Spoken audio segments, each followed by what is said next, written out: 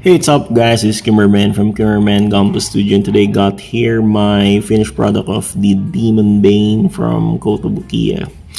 And to be honest, I must warn you if ever you want to buy this kit or if ever you got a chance to find this kit in the market, because this kit is really bad, and all the joints of this kit is a bit hand grenade. The polycaps is not good since this model kit here is released in 2000 below 2015. So whenever you got those kind of Kotobukiya releases, please refrain from buying those, because all those polycaps or even the plastic are not that good.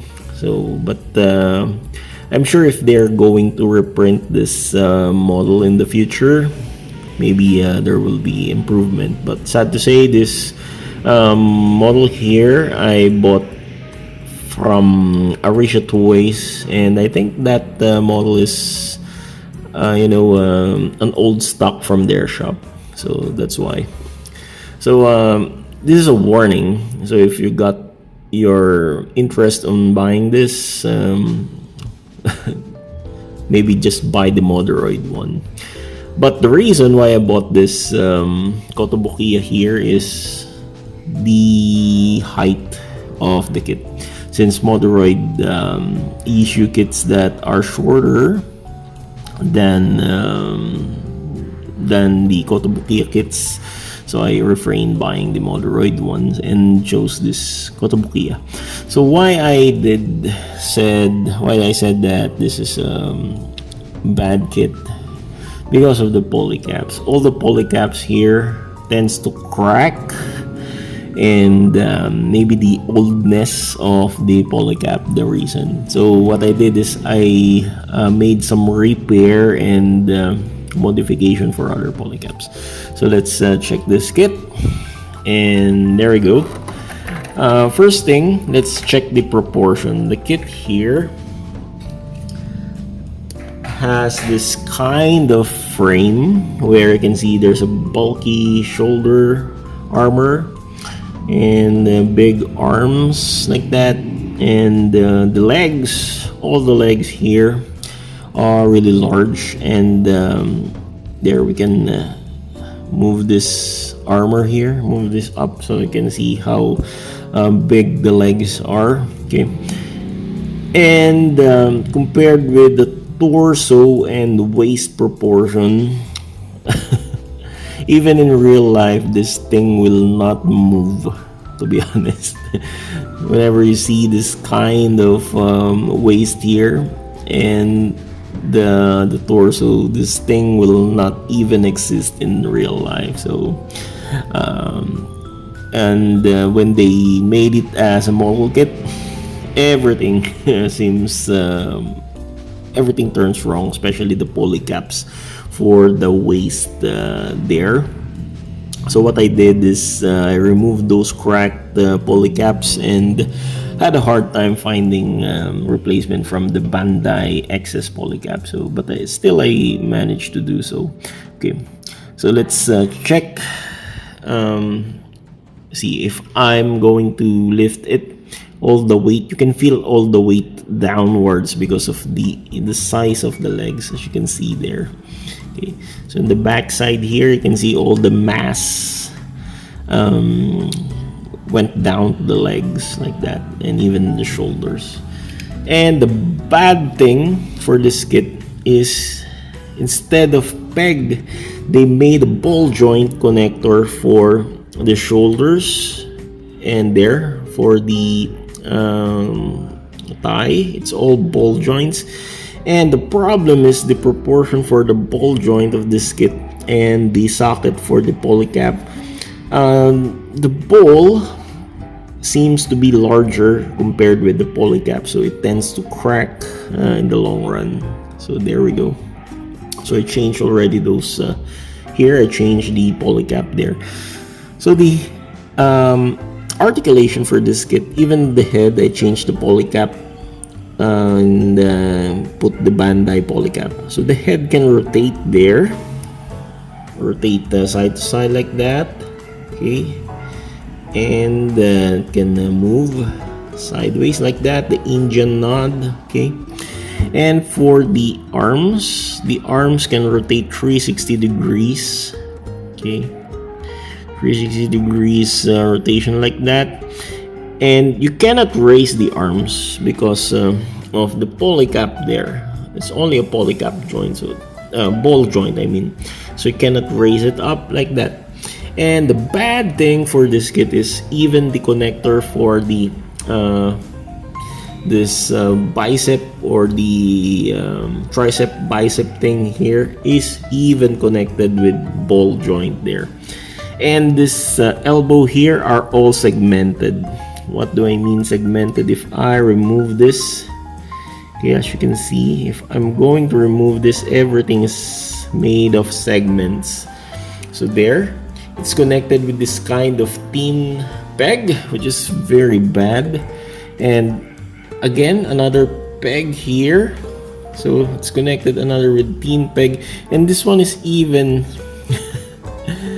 you can see, there we go, it's also a peg, and the polycap there is really thin, so it tends to crack in the future. So I'm looking for polycap replacement just in case those peg breaks up and I need to repair those. And for the hands, I replace it with the Dolin Deagle hands, these kind of claw hands here, which is very nice. I really like this kind of hands for the Dolin Deagle. And as you can see, the gun here, to be honest, this is the plus factor for me. I never seen a model or a mecha model that wields pistol, and this is the first time I saw a kit that wields pistol as its primary weapon. Okay, so for the elbow bend, we can do some small bend here, but as you can see there, the looseness of the polycap makes the arm fall down like that. Okay, so I will not play with that. So if you want to extend the gun, you need to rotate this like this, or aim for the gun, you need to rotate it like that. See, okay. And this is the plus factor for this kit. See, there's a looseness in this joint here, there. Okay, this is the plus factor for this kit. I really like the pistols. It reminds me of the anime Trigun and Gungrave there.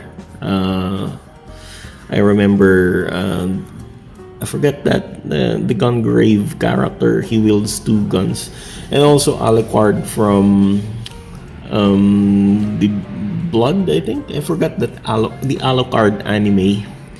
So Helsing there, that's a Helsing. I remember those animes because of this gun, these pistols here. We got here the revolver and the magazine here. There, it's revolving, these blast caps here. And also this one, I got a hard time pulling the magazine here, but this is already fixed because I don't want to pull it more often because I might lose the magazine. But this one, you can remove the magazine. And there, for the legs, this is the worst aspect of the kit because the legs is really heavy. In the action pose, you need to pull this levers down. This kind of the beak of a seagull or or a bird. It's like a bird beak like that. And for the legs, I don't want to move this or make this kick forward because the joints, the polycap joints, are now stiff because of the joint tightening pen. But now I can move it. Okay, So there, it can kick, but you know, the weight will pull it down, so like that. And the elbows, or the knees, the knees is really bad because if as I said, the arms are segmented, the knees are also segmented, or the legs are segmented. So we got this first portion here, second portion, third portion, fourth portion, bullshit. And this is you know, there, it can bend like that, it can bend like that also, but it's very heavy. There's no dynamic pose you can do with this kit, and this is really a hand grenade at first. And for the feet, you can I really like this clear parts there. They're all clear parts for this kit, especially there, the small ones there. So the feet can move side to side a bit, and forward and backward movement like that. So plantar flex, plantar extend, but that's it. All are limited for this kit. So what can you do with this kit? Pose it like this. This all the thing it can do. And there's this effect part here for the head. So this is a very heavy, you know, a clear green part. So it's like a beam. So you need to put it here on the forehead here like that. But mind you, this is very heavy. It's really heavy. Okay, so if I'm going to place it here, there we go. Now it tends to fall back or fall down. So before I can, yeah, like that. Now it tends to make it more back heavy because of this you know, this beam effect here. Okay, so it tends to have a neck strain or nape strain for that, so the polycaps will tend to break because of the heaviness of this. So might as well, if you want to make some Photoshop or photograph poses for this kit, that's the time you put this clear part on the head. But if you want to just display it, remove it, because it will add tension to the neck and ball joint. So there we go. Let's have a quick size comparison for this kit here. So I just have this RX-78 with me, this RX-78 Gundam, the Bandai one. So it's taller than your RX-78 Bandai. And that's it. If it happens that you like this kit, I warn you with this one. Okay, so lower your expectation, or just buy the Modoroid one. Modoroid is a bit, for me, it's much better than this kit. Okay, so this is Kimmerman from Kimmerman Gunpla Studio saying God bless, take care, and happy building.